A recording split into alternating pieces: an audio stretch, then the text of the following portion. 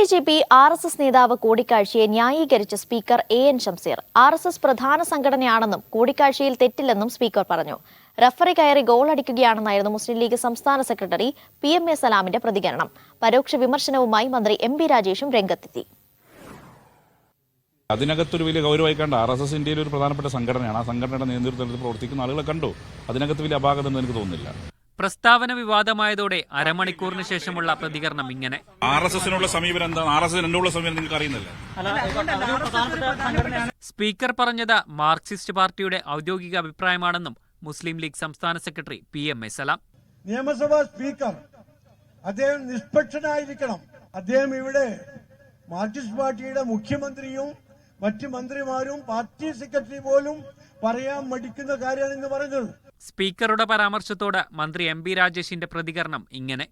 RSSനെ കുറിച്ചൊക്കെ ഞങ്ങൾക്ക് കൃത്യമായ കാഴ്ചപ്പാടുണ്ട്. ഇതിനെക്കുറിച്ച് കഴിഞ്ഞ കുറേ ദിവസങ്ങളിലായിട്ട് പറഞ്ഞുകൊണ്ടേയിരിക്കുകയാണ്. ഇത്തരം കാര്യങ്ങൾ മാത്രം നാട്ടിൽ ചർച്ച ചെയ്താൽ മതി എന്നത് പലരും ആഗ്രഹിക്കുന്നുണ്ടാവും. ഷംസീറിന്റെ RSS അനുകൂല പ്രസ്താവന കേട്ടിട്ടില്ലെന്നായിരുന്നു മന്ത്രി KN ബാലഗോപാൽ പറഞ്ഞത്. CPMന്റെ ആളുകളെന്ന നിലയിൽ ഞങ്ങളുടെ മുഖ്യമന്ത്രി ആയാലും ഞങ്ങൾ ഓരോരുത്തരായാലും ഞങ്ങളുടെ പാർട്ടി നേതാക്കന്മാർ ഒരു കാര്യത്തിലും BJPയുടെ RSSന്റെയും രാഷ്ട്രീയത്തിനോട് കോംപ്രമൈസ് ചെയ്യാറില്ല. RSS പ്രധാന സംഘടനയാണെന്ന A.N. ഷംസീറിന്റെ പ്രസ്താവന വരും ദിവസങ്ങളിലും കൂടുതൽ ചർച്ചകൾ ഉയർത്തിയേക്കും. വിവിധ ബ്യൂറോകൾക്കൊപ്പം മീഡിയ 1 കോഴിക്കോട്.